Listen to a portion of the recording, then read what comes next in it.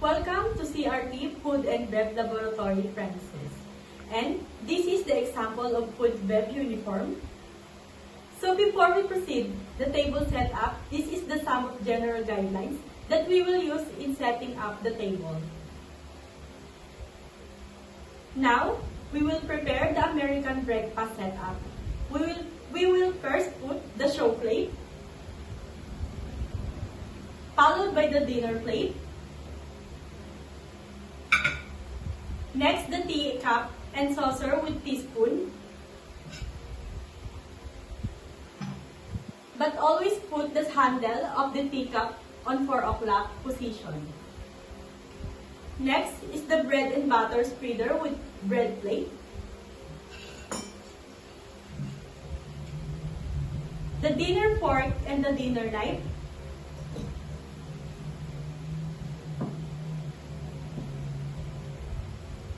Next is the milk and sugar container.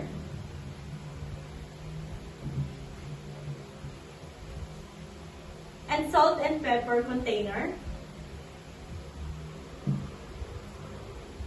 The water goblet.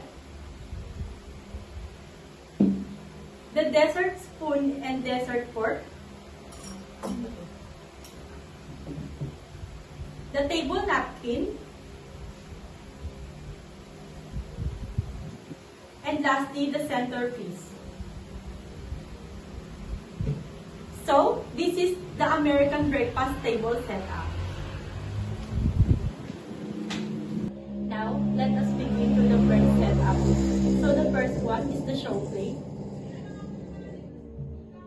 Next, the dinner plate. Followed by the salad plate. Next, the fish plate. The soup bowl with underliner.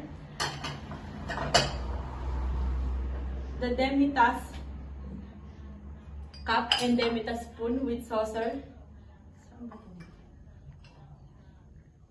Next is the salt and pepper.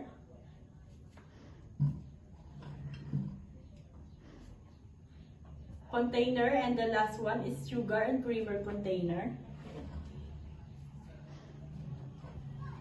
Then now, let us move to the cutleries. We will put the dinner knife, fish knife, and the salad knife. The soup spoon and the escargot fork on the right side.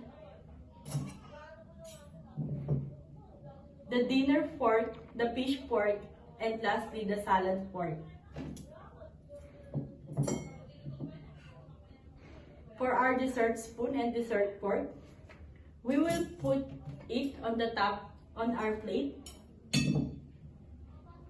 So that is the cutleries for the French setup. And for the final touch, we'll put the bread and butter spreader with bread plate.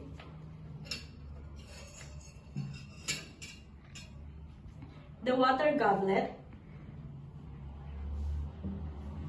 The champagne flute glass. The highball glass.